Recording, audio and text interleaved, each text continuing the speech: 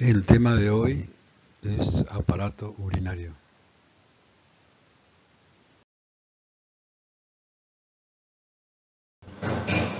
El aparato urinario está conformado por dos riñones, dos uréteres, la vejiga y la uretra.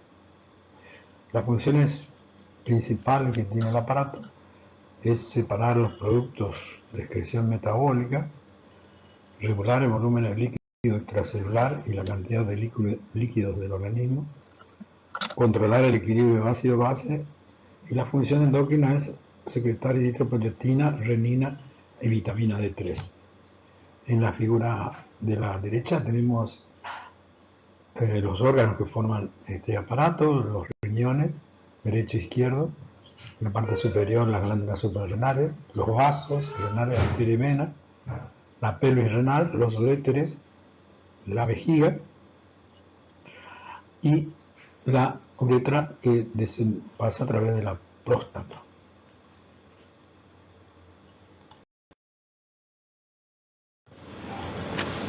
Los riñones. Los riñones se componen, desde el punto de vista estructural, de un sistema filtrante y un sistema tubular. El sistema filtrante es el que filtra el plasma sanguíneo y el sistema tubular el que reabsorbe selectivamente y secreta sustancias de la sangre a la luz tubular. Esto da como resultado el producto final, que es la orina.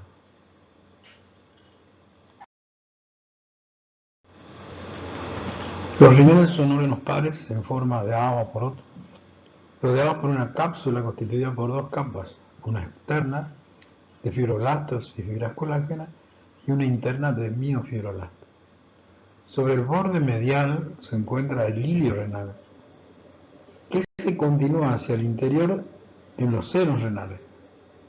Por el hilio penetran los vasos sanguíneos y nace la pelvis renal, que es la parte inicial ensanchada de la uretra. Estas se ramifican en 2 o 3 cálices mayores que a su vez se dividen en unos 8 cálices menores. En la figura de la derecha tenemos el corte de un riñón, donde vemos la cápsula, la corteza y médula que constituyen el parénquima renal. Vemos el hilio, donde penetran y salen los vasos renales. La parte inicial de la uretra, del uréter, que es la pelvis renal, los cálices mayores y los cálices menores.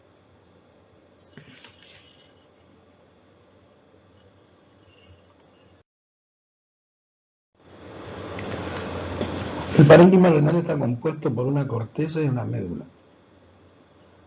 La corteza presenta un aspecto rojizo, oscuro, granulado, puntillado, que envía hacia la médula prolongaciones, que son las denominadas columnas renales. Y una médula que se compone de estructuras en forma de pirámide, justamente denominadas pirámides renales, que están separadas por las columnas renales que envía la corteza.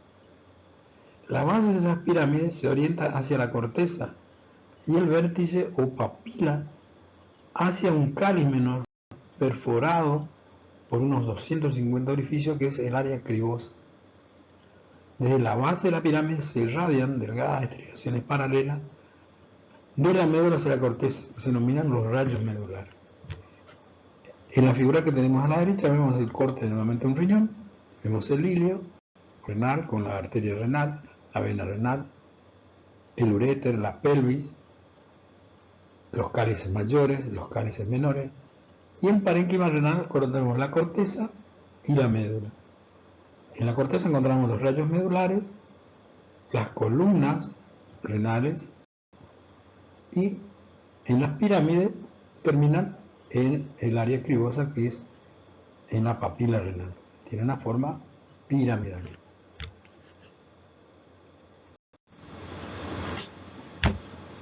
El riñón, el parénquima renal, mejor dicho, se divide en lóbulos, que están formados cada uno por una pirámide y la corteza correspondiente. Y los lóbulos conformados por un rayo medular y el tejido cortical circundante.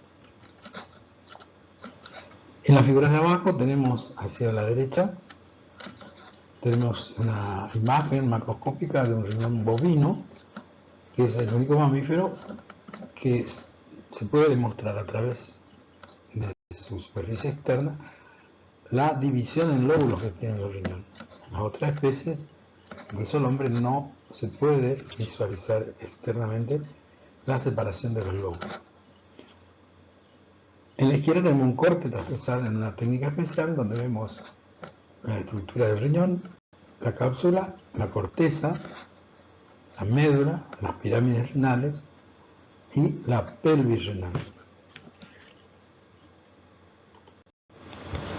La unidad funcional renal está representada por el nefrón y los tubos colectores, conjuntamente con el tejido conectivo intersticial y los vasos sanguíneos, representan el parénquima renal.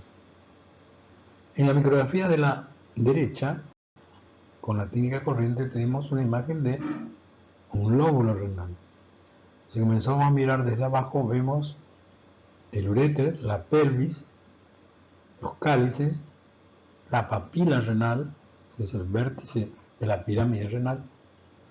Hacia arriba vemos las venas y la arteria falciforme. Siempre una vena acompaña a una arteria.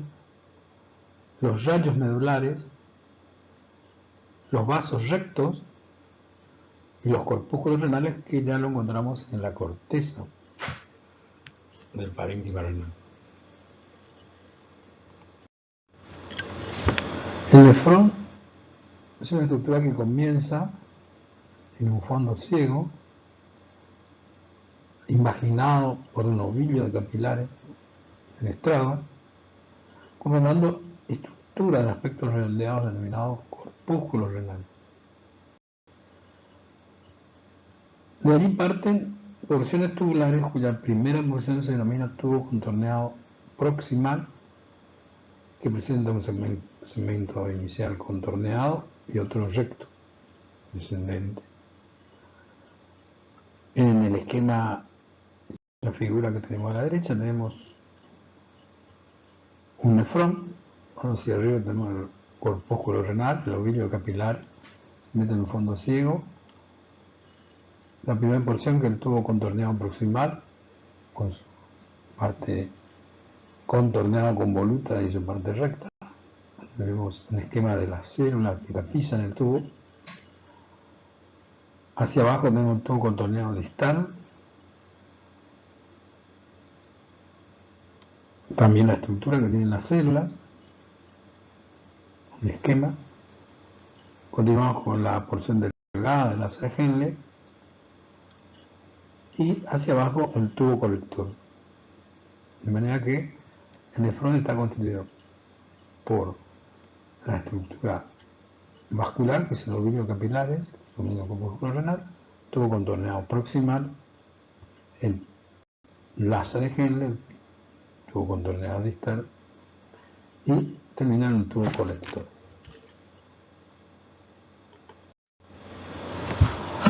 El tubo contorneado proximal se continúa con el asa de Henle, el segmento delgado.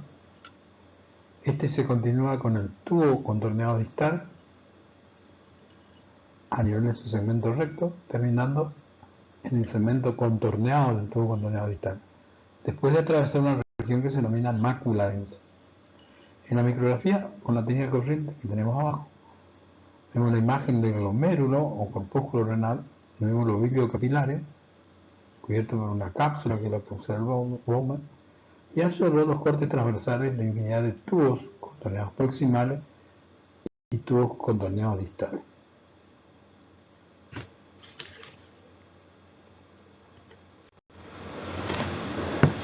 En la siguiente imagen, que es un esquema de dos nefrones,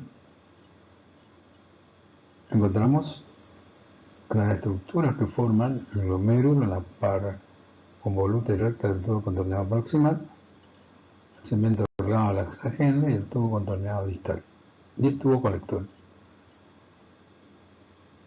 Esas estructuras lo encontramos en diferentes partes del parénquima renal. Entonces, en este esquema vemos que en la corteza nosotros podemos encontrar estructuras como el corpúsculo renal, el tubo proximal, sobre todo la par recta y convoluta, y tubo contorneado distal. O sea que esos tres elementos los podemos encontrar en la corteza. Hacia la médula tenemos una zona externa y una zona interna de la médula. En la zona externa tenemos una franja externa donde podemos encontrar parte recta del tubo contorneado proximal y del tubo contorneado distal. En la franja interna podemos encontrar porción recta gruesa del tubo contorneado distal más porciones delgadas del asa genital. En la zona interna de la médula solamente podemos visualizar segmentos delgados del asa genital. En cuanto al tubo colector, podemos encontrarlo en la médula en todos los niveles.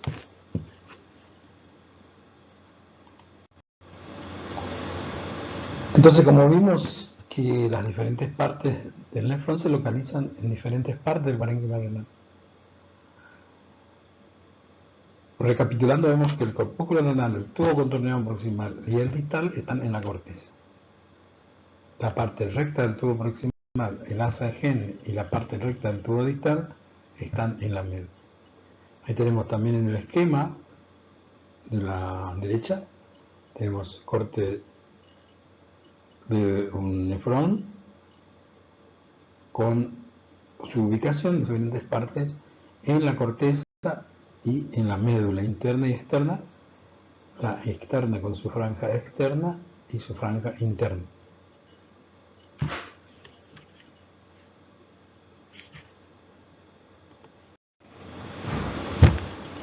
Como vimos en los esquemas de los nefrones, la longitud varía.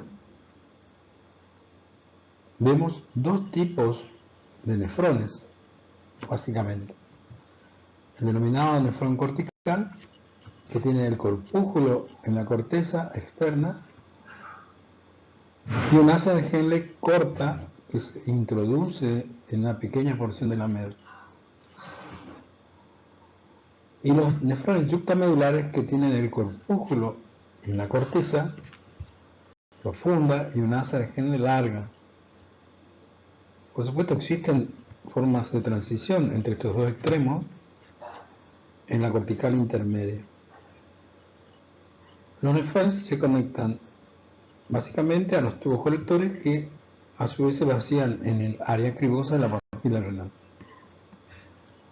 En el esquema de la derecha tenemos los nefrones corticales, donde vemos que tiene el corpúsculo en la corteza y un asa de Henle corta que entra en la banda interna de la médula externa. Y los nefrones yuctamedulares encontramos hacia la derecha de esa imagen. Tienen el corpúsculo en la corteza profunda y una asa de Henle larga que llega hasta la médula interna.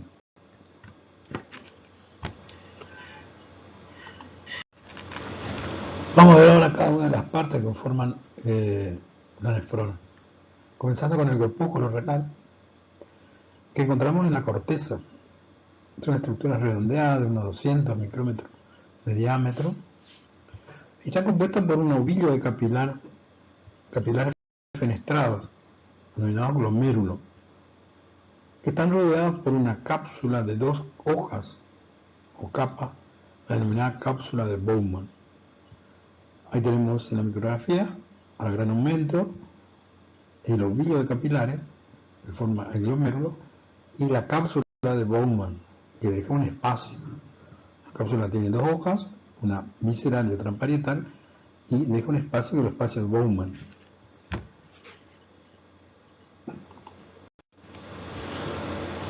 Como vimos, la cápsula de Bowman tiene 2 hojas, La capa externa o parietal forma el límite exterior del corpúsculo y está conformado por un epitelio que es plano simple.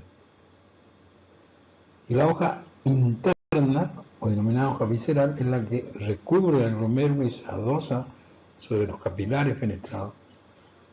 Y se compone de una capa de células muy característica, muy particular, que se denomina podocito. En la micrografía que tenemos a la derecha hacia arriba, una técnica especial, vemos el ovillo de capilares, el espacio de Bowman, la cápsula de Bowman, la hoja parietal y visceral. Vemos la arteriola aferente, con tubo contorneado distal, la mácula densa, las células yuxtaglomerares, la célula de láser. Hacia abajo tenemos una figura esquemática de la micrografía de arriba. Tenemos el espacio de Bowman, la cápsula de Bowman, el glomérulo, el tubo contorneado proximal, el tubo contorneado distal, arteriola aferente, la mácula densa, la célula de la célula yuxtaglomerular, que forman el aparato yuxtaglomerular que vamos a ver más adelante. Las células, denominadas podocitos, que forman parte de la hoja visceral de la cápsula de Bowman, tienen el cuerpo celular y el núcleo un poco por fuera de la membrana basal del capilar. Y el citoplasma emite numerosas prolongaciones primarias que se dividen a su vez en prolongaciones secundarias y terciarias. A estas prolongaciones emiten gran cantidad de pedículos o pedicelos que se conectan con la membrana basal y se interdigitan con la de las células vecinas. En la figura esquemática que tenemos a la derecha tenemos el cuerpo del podocito, sus prolongaciones primarias, sus prolongaciones secundarias, los pedicelos, la membrana basal del capilar, el endotelio fenestrado del capilar y las ranuras que quedan entre las interdigitaciones de los pedicelos de los podocitos adyacentes, que se denomina ranura de filtración.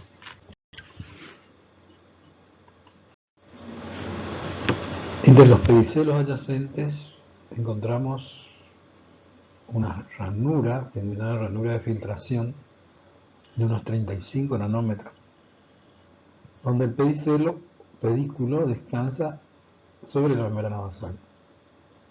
Entre pedículos o pedicelos vecinos se extiende una membrana de filtración o diafragma de unos 6 nanómetros que ocupa la ranura.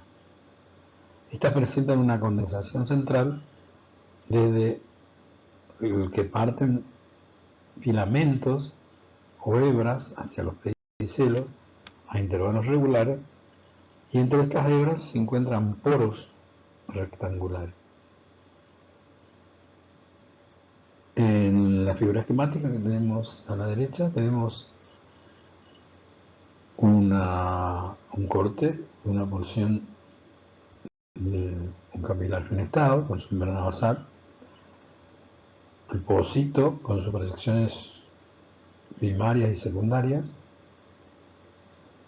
dejando hacia arriba, a la izquierda, un esquema aumentado de la porción donde los pedicelos apoyan sobre la membrana basal, dejando entre ellos la ranura de filtración donde se ubica el diafragma de la hendidura o ranura de filtración.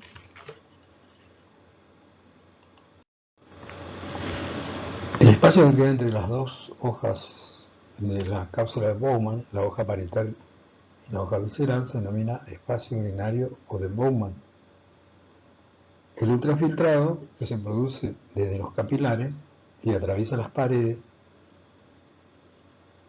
del capilar y la capa visceral y cae en el espacio de Bowman, que esta a su vez se comunica en uno de los polos, que es denominado el polo urinario, con la luz del tubo contorneado proximal. En el polo opuesto, o polo vascular, vamos a encontrar el ingreso de la arteriola eferente y el egreso de una arteriola eferente después de constituir los villos capilares. En el esquema de la derecha tenemos un corpúsculo donde vemos los villos capilares, donde tenemos la hoja visceral de la cápsula de Bowman, constituida por los podocitos, y la hoja parietal de la cápsula de Bowman con el epitelio plano, dejando entre ambos el espacio urinario, espacio de Bowman, que se comunica a través del polo urinario con el tubo contorneado proximal, y en el polo opuesto, denominado polo vascular, va a ingresar la arteriola eferente, va a egresar la arteriola eferente, después de formar en los villos capilares fenestrados, que forman el glomérulo.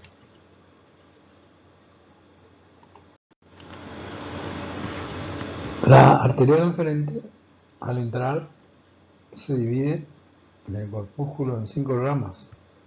Cada una forma un cúmulo de esas capilares o lobulillos.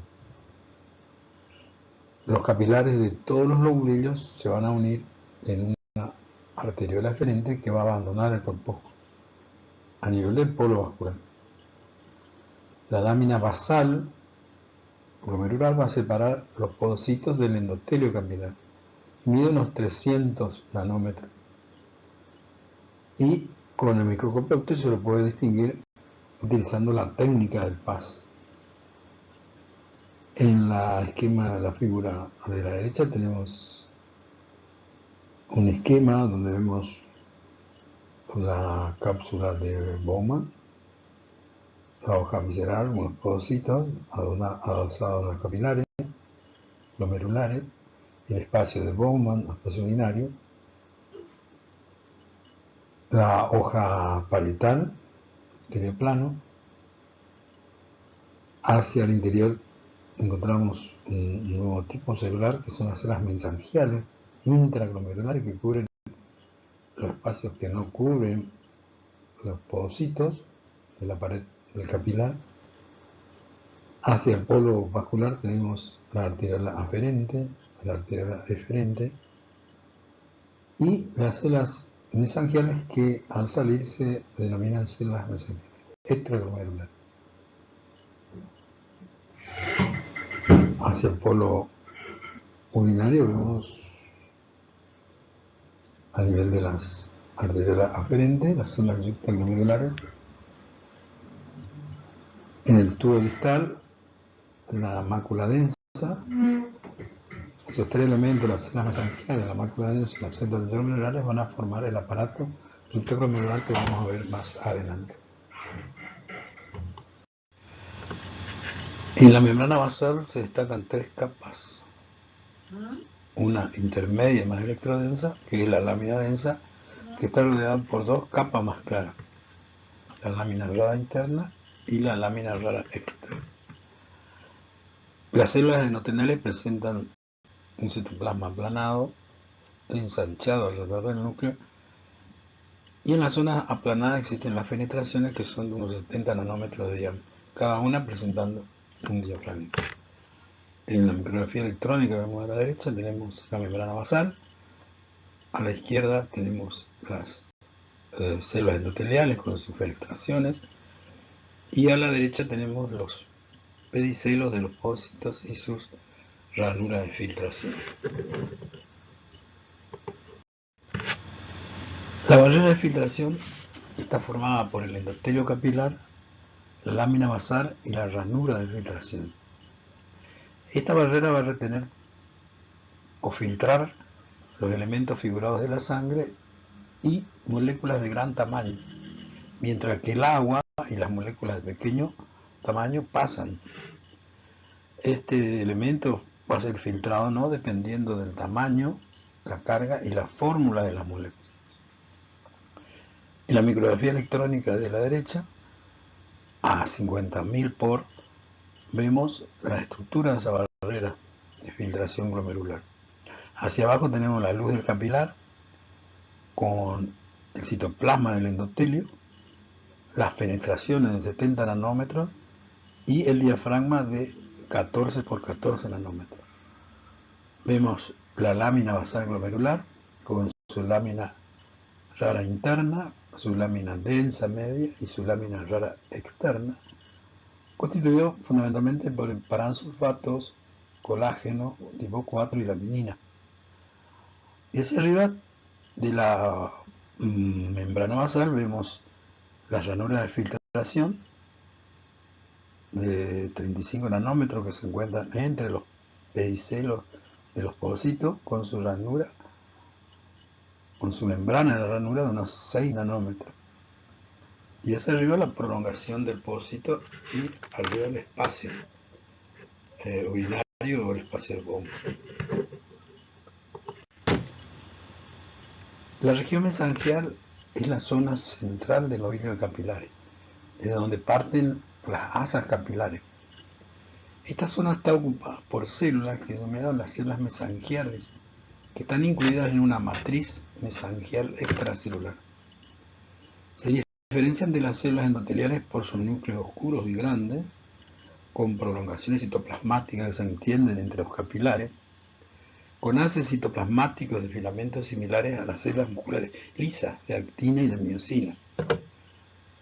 En la figura esquemática de la derecha tenemos un esquema aumentado de una porción del glomérulo de los vículos capilares, donde vemos los podocitos rodeando a los capilares, las proyecciones de los podocitos o pedicelos, el citoplasma de la célula endotelial, la lámina basal, y en el centro la célula mesangial intraglomerular, que es, como ustedes ven, una célula que actúa como sostén o soporte, es decir, de la estructura del glomérulo, y también cubriendo las zonas del endotelio capilar que no son tapizadas por los podocitos.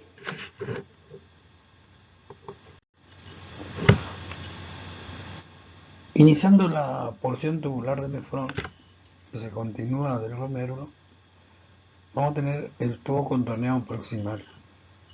Este está formado por una par convoluta o contorneada y la porción recta o par recta. La parte convoluta o contorneada se encuentra solo en la corteza, cerca de su propio corpúsculo renal, y luego pasa por la par recta descendiendo por un rayo medular, terminando en la médula en el segmento delgado. En la micrografía de abajo tenemos hacia la izquierda un corte con una técnica especial de un glomérulo, donde vemos el vículo capilar en la parte central, el espacio de Bowman, la causa de Bowman. Y hacia la derecha tenemos el inicio del tubo contorneado proximal. Varios tubos contorneados proximal y capilares entre los tubos. En la porción de la micrografía aumentada en la parte derecha tenemos un tubo contorneado proximal donde se ve la membrana basal y el gran desarrollo de las pliegues o microvellosidades en la región apical de la célula que recubren el tubo.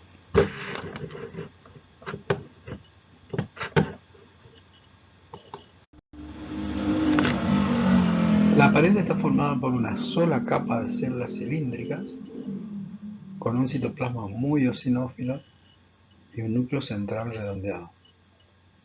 Es característica la presencia en la membrana apical de estas células que cubre la luz del tubo de un ancho borde en cepillo luminal representado por microvellosidades. En la micrografía que encontramos hacia abajo con la técnica corriente, vemos la luz del tubo contorneado proximal, el ribete en cepillo muy desarrollado en los tubos contorneados proximales, y hacia abajo a la derecha tenemos un tubo contorneado distal.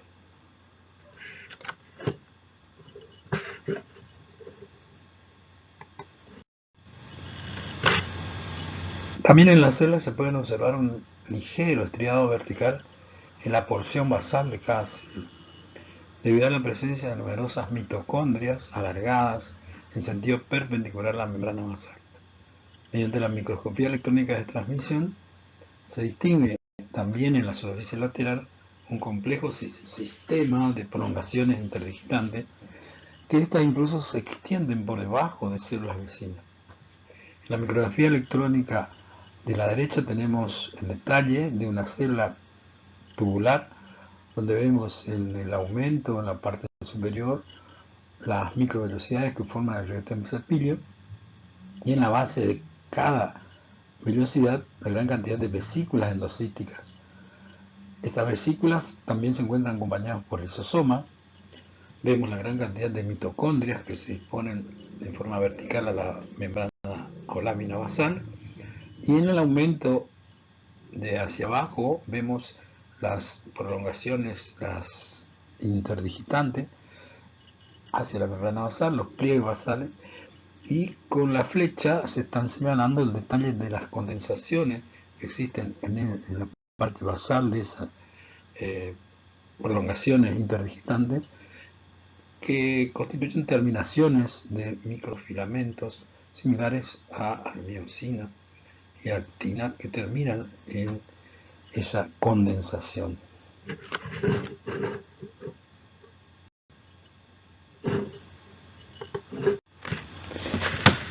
Debido a las interdigitaciones de la superficie lateral y basal, se aumenta notablemente la superficie y un espacio vasolateral amplio y complejo entre las células. El gran aumento de la superficie luminal y de las superficies laterales por las interdigitaciones contribuye a facilitar el notable transporte de agua y sustancias disueltas desde la luz tubular hacia los capilares peritubulares. En la micrografía electrónica de la derecha vemos el detalle de las células tubulares con gran cantidad de desarrollo del retencepilio en la parte superior, la cantidad de vesículas, de mitocondrias en los pliegues basales, inmediatamente debajo de la membrana basal los capilares peritubulares. En este esquema, en una imagen de un tubo proximal, encontramos las células tubulares con el gran desarrollo que tiene el retencepilio y los pliegues laterales y basales. Los pliegues laterales, como se meten debajo de las células vecinas, formando un complejo sistema de contacto que contribuye y facilita el intercambio de los productos de la luz tubular hacia los capilares que se encuentran por debajo de la membrana basal tubular.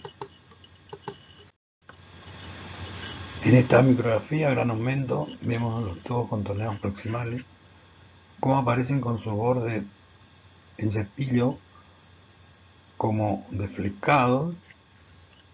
La luz se ve como ocupada por un material que es debido al gran desarrollo que tienen las microvelocidades, que prácticamente tapan la luz del tubo.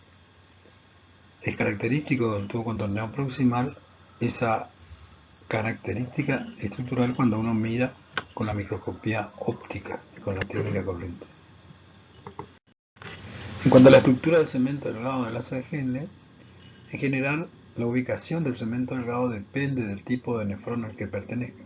Si corresponde a un nefrón cortical o de asa corta, la rama delgada no entra en la médula o lo hace muy poco. Por el contrario, si corresponde a un nefrón ductamedular o de asa larga, se los encuentra ubicados en la médula. En el esquema de la derecha tenemos los nefrones de asa corta y asa larga con los 4 tipos celulares o 4 tipos de desarrollo epitelial que encontramos cubriendo el tubo. El tipo 1 que encontramos en el nefrón de asa corta, que se encuentra exclusivamente en la corteza, vamos a encontrar unas células planas que tapizan la luz del tubo con muy escaso desarrollo de prolongaciones y casi no existen orgánulos. En el tipo 2, que encontramos en la rama descendente del nefrón de asa larga, en la corteza, encontramos un epitelio más ancho, más alto, con un desarrollo de velocidades cortas y romas en la superficie y un desarrollo de interdigitaciones laterales bastante importante y gran cantidad de orgánulos y mitocondrias en la célula. En el tipo 3 del epitelio, que corresponde al nefrón de asa larga, que se encuentra en la médula, tenemos ya un epitelio mucho más bajo, con escaso desarrollo de las vellosidades apicales. No hay interdigitaciones laterales, hay muy pocos orgánulos. En el tipo 4, que corresponde a la rama ascendente del nefrón de asa larga, encontramos un epitelio muy bajo, con escasa desarrollo de las interdigitaciones y prácticamente no existen orgánulos. En cuanto al tubo contorneado distal, se compone de una parte recta, la mácula densa y la parte convoluta contorneada.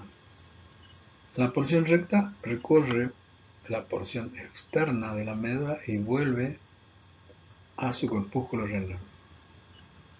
La transición entre la porción delgada ascendente y la recta ascendente es gradual, no hay un límite neto.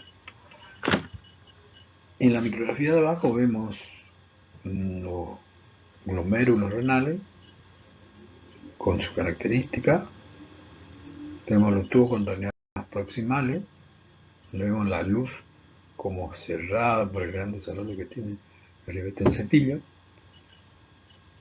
Los tubos colectores, un epitelio cilíndrico bajo, con una luz bien clara, y los tubos contorneados distales hacia abajo a la derecha, con una luz bien neta, bien clara, lo que evidencia un escaso desarrollo del ribete en cepillo. Con el microscopio electrónico de transmisión se observa que existen numerosas interdigitaciones laterales y en la superficie apical o luminal presentan escasas microvellosidades muy cortas. En los pliegues laterales suelen aparecer gran cantidad de mitocondrias en forma vertical.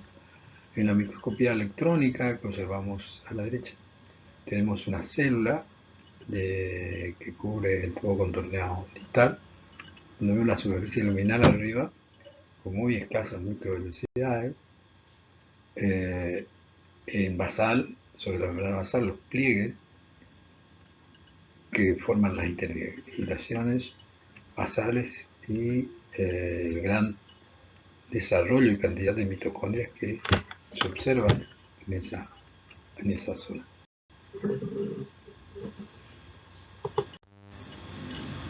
En la siguiente micrografía, arriba a la izquierda, tenemos una técnica corriente, un corte de parénquima renal, donde vemos el tubo contorneado proximal y distal que están juntos, para que ustedes vean la diferencia, como la luz del tubo contorneado proximal es como cerrada, como sucia.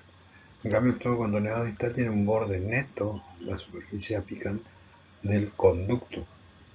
En la micrografía de arriba a la derecha también tenemos tubo contorneado distal y proximal, y ustedes se darán cuenta cuál es el distal y cuál es el proximal por la luz, con una técnica especial. Hacia abajo tenemos una micrografía electrónica de un tubo contorneado distal, donde vemos la luz del tubo con microvelocidades muy poco desarrolladas en la superficie apical, y en basal vemos algunos pliegues basales y la gran cantidad de mitocondrias que existen en las células tubulares.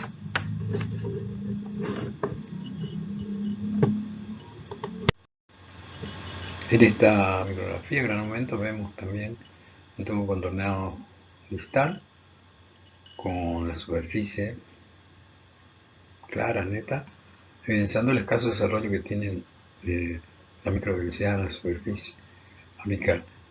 Y hacia arriba, a la izquierda, tenemos un tubo contorneado proximal, donde vemos la luz prácticamente cerrada por el gran desarrollo que tienen las microvelocidades del ribete en cepillo. En cuanto a la mácula densa, que es la porción que continúa de la porción recta, es una placa alargada de células en la transición entre la recta y la convoluta, cerca de la zona de conjunción entre la arteria aferente y eferente, relacionadas también con el mesangio rectoglomerular. Estas células son más angostas, con núcleos más cercanos, apareciendo como una zona más densa en los preparados. Esta zona, la mácula densa, forma parte del aparato yuxtaglomerular. La par convoluta se continúa y se extiende desde la mácula densa hasta el tubo colector. En la micrografía que vemos a la derecha tenemos un corpúsculo renal y observamos la mácula densa, que es esa porción del tubo contorneado distal cercano a la confluencia de la arteria aferente y eferente. Vemos tubos contorneados distales y proximales, mismo que la membrana de la cápsula de Bowman, membrana parietal.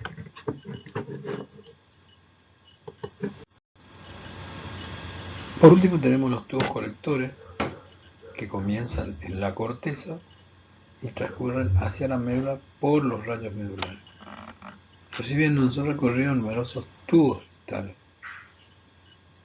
En la médula interna se fusionan con otros tubos, constituyendo la última porción, que es el conducto papilar, que recorre la papila y desemboca en el área cribosa. En la micrografía que encontramos abajo, tenemos a la izquierda un corte longitudinal de un tubo colector, donde vemos el epitelio que recubre células cúbicas, una superficie apical abovedada. Luego vemos hacia la derecha un corte transversal de los conductos colectores con su epitelio característico.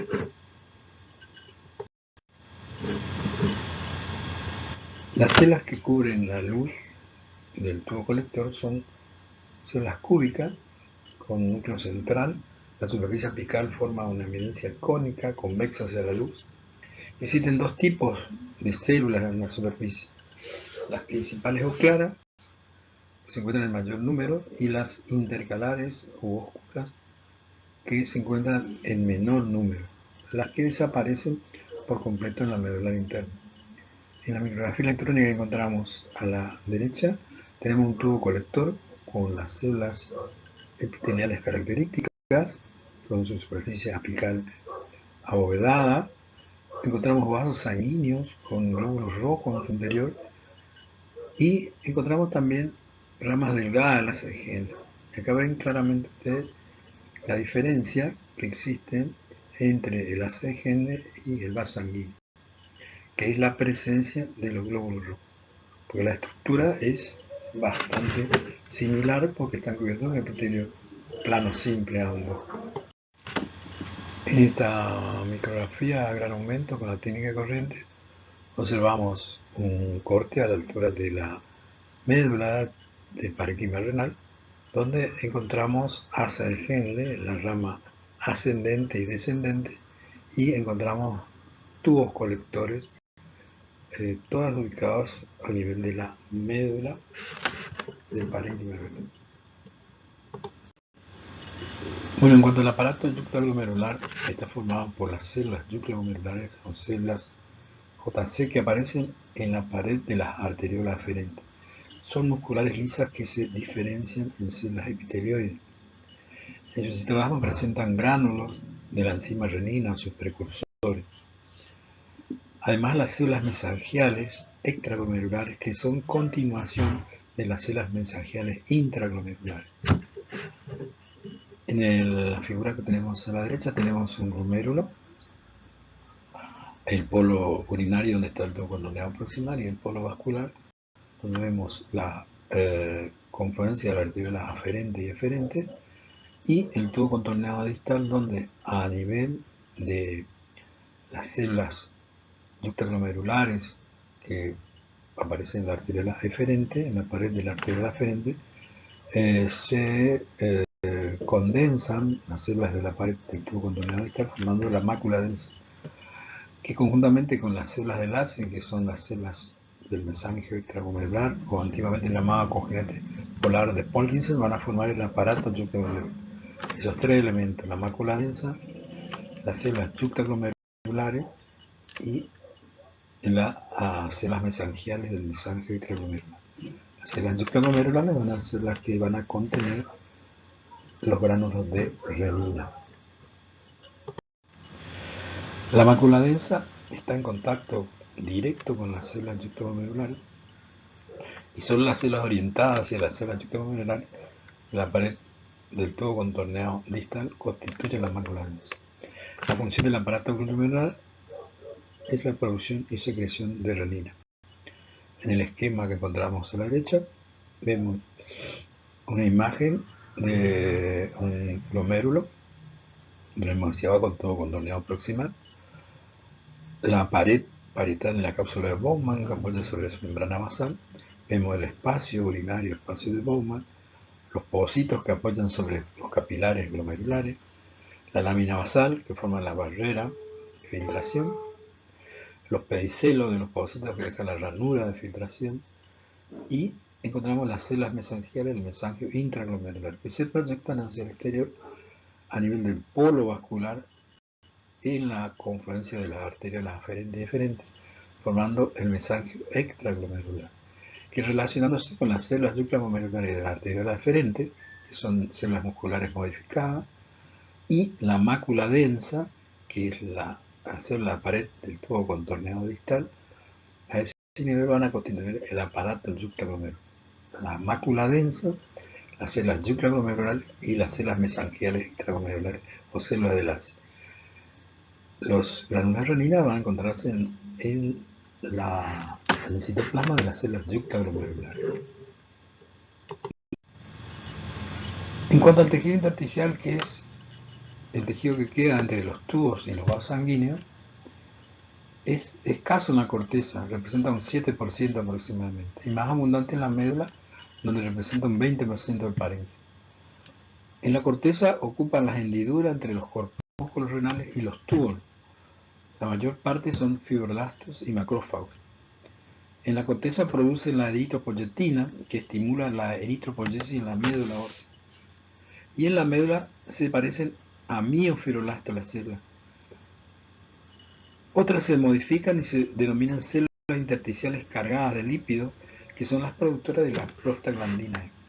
En la micrografía, la técnica corriente, que encontramos a la derecha, encontramos la gran cantidad de tubos y vasos sanguíneos, y entre esos se encuentra el tejido intersticial, el espacio que queda entre los vasos sanguíneos y los tubos.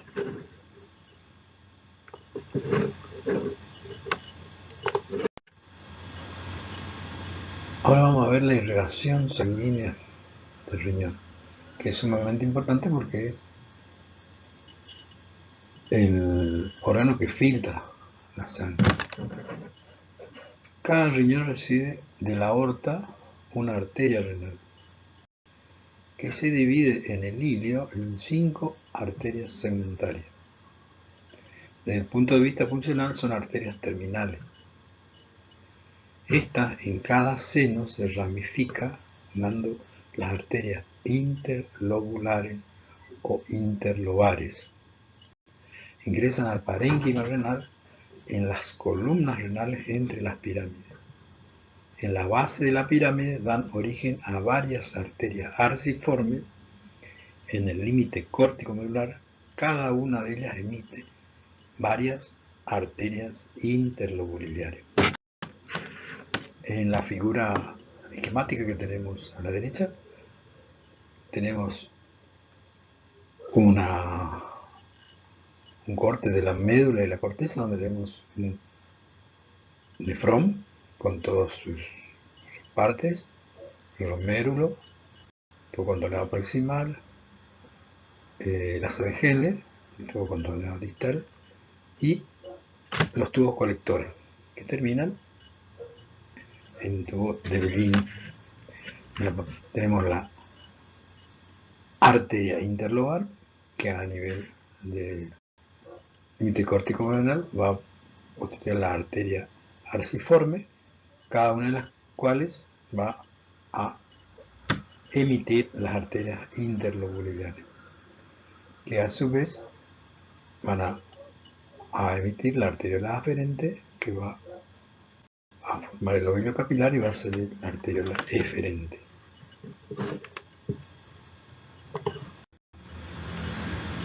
Las arterias interlobulares continúan hasta la cápsula, emitiendo varias arteriolas aferentes que forman los glomérulos. Las arteriolas eferentes de los nefrones corticales, que son más cortos, se abren en una red capilar peritubular, y las arteriolas eferentes de los nefrones yuctamedulares, que son más largos, llegan hasta la médula, donde se dividen en un haz vascular en forma de cola de caballo de hasta 25 vasos rectos descendentes. Estos se abren en una red capilar, algunos llegan hasta la papila, donde forman una red capilar.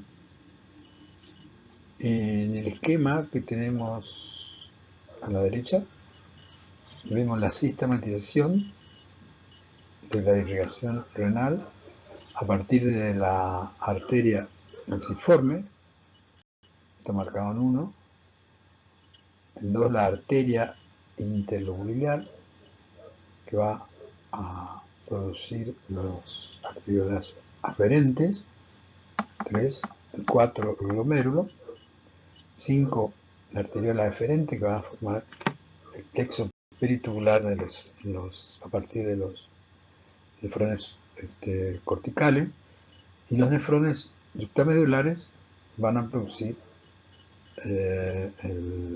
los vasos rectos, que van a conducir el plexo capilar medular, marcado en 6 y 7.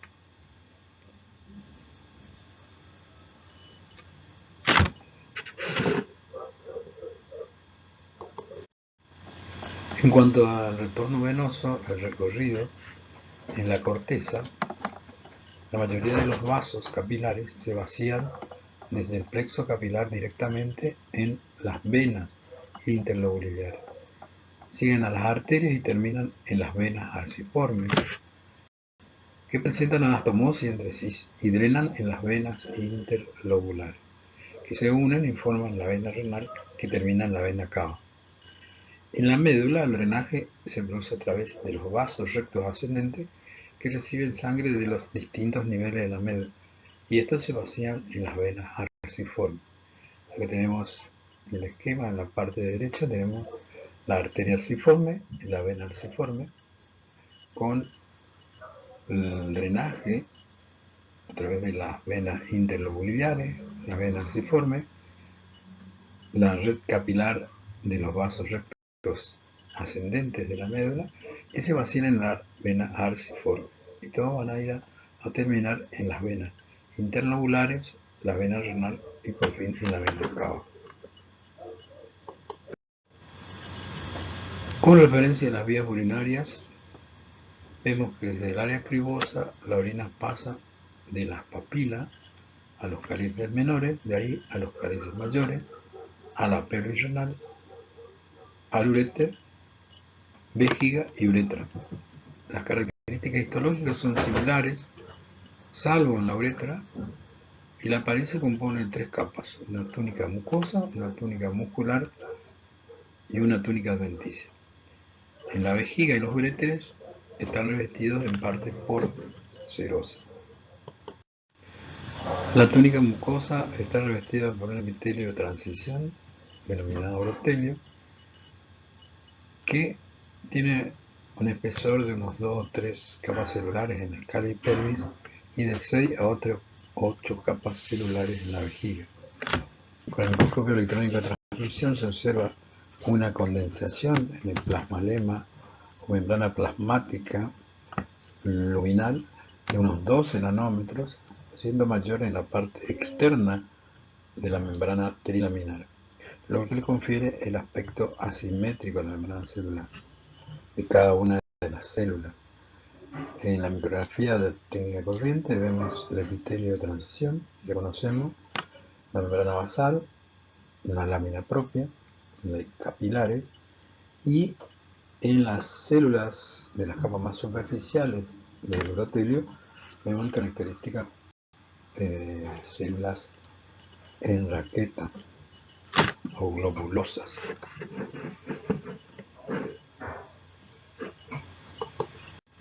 Las partes laterales de la célula están unidas mediante zónula o cluden.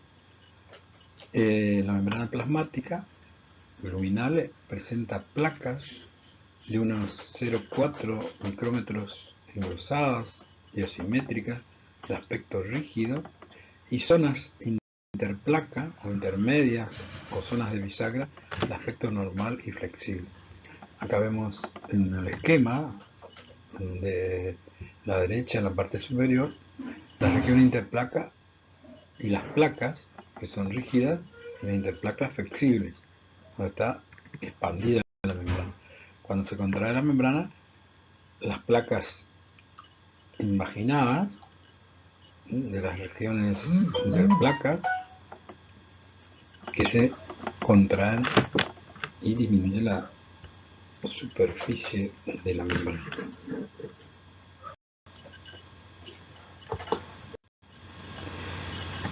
En la porción apical o luminal del citoplasma se encuentran varias vesículas limitadas por membranas alargadas, membrana similar al plasmalema, que cuando el epitelio se estira, se incorporan esas vesículas luminales a la membrana superficial, con lo que aumenta la superficie de la membrana apical.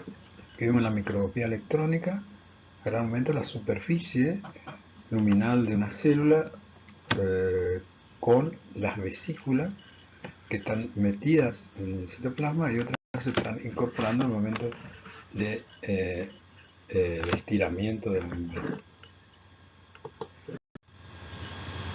En los esquemas que encontramos en esta diapositiva tenemos a la izquierda la célula con su superficie luminal cuando está vacía, como aparecen las vesículas que se incorporan a la porción apical de la superficie celular, y a la derecha tenemos cuando la vesícula está distendida, en donde esas vesículas se incorporan a la membrana plasmática aumentando su superficie. La lámina propia está compuesta por tejido conectivo colágeno denso. Las mucosas se pliegan en estado contraído, pero en la dilatación desaparecen los pliegues.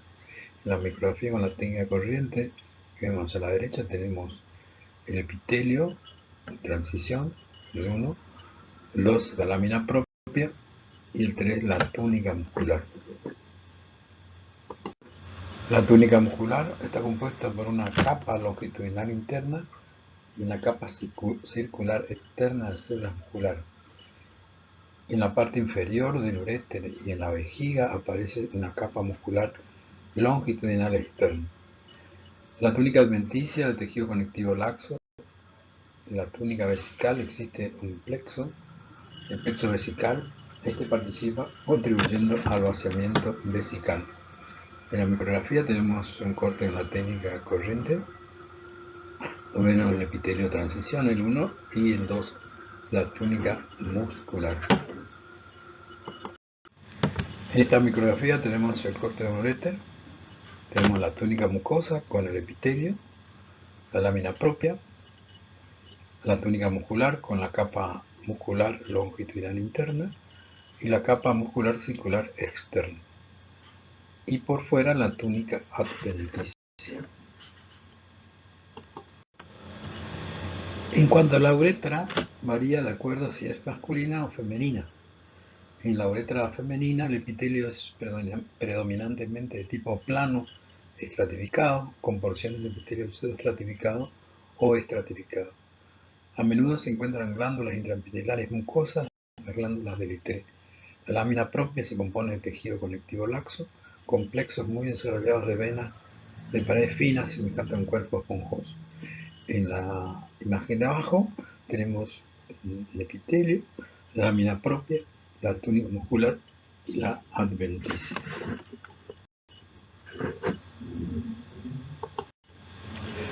La mucosa está rodeada de una capa longitudinal de tejido muscular liso, que es continuación de la capa longitudinal externa de la vejiga. En el diafragma urogenital, esta capa se rodea de un esfínter de fibras musculares estriadas, el músculo del esfínter uretral. En la imagen del lado derecha tenemos el corte de la uretra, vemos la luz, la lámina epitelial, la lámina propia y la túnica muscular, y las venas que en gran cantidad se encuentran en esa zona. En cuanto a la uretra masculina, se divide en tres partes: una porción prostática que recorre la próstata, una porción membranosa que atraviesa el diafragma urogenital, una porción esponjosa que recorre el cuerpo esponjoso y el glande del pene. En cuanto a la porción prostática, recibe la desembocadura de los conductos excretores de la próstata y del conducto eyaculador. Está revestido en epitelio de transición. La lámina propia se compone de tejido conectivo laxo muy vascularizado, y la mucosa está rodeada de una capa de músculo muscular lisa, que es continuación de la capa longitudinal externa de la vejiga. La porción membranosa se extiende desde la próstata hasta el bulbo del pene y atraviesa el diafragma urogenital. Está revestido en epitelio pseudoestratificado o cilíndrico estratificado. La musculatura lisa está revestida por el músculo estriado del diafragma urogenital, formando el músculo del esfínter uretral. En la micrografía que vemos en la parte superior tenemos un corte de la técnica corriente, luego la luz de la uretra, el epitelio, los conductos excretores, la glándula de la próstata que encontramos en la parte derecha de la imagen.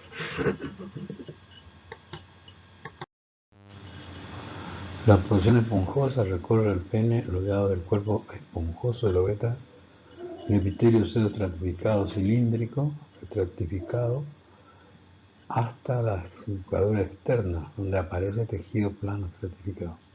Contiene glándulas intraepiteliales mucosas del interés y no hay muscular. En la micrografía con la técnica corriente de abajo vemos un corte a nivel de la uretra prostática, la luz de la uretra, con unos espacios cavernosos, los pocos cavernosos de la uretra y la túnica longínea que rodea externamente a los cuerpos cavernosos.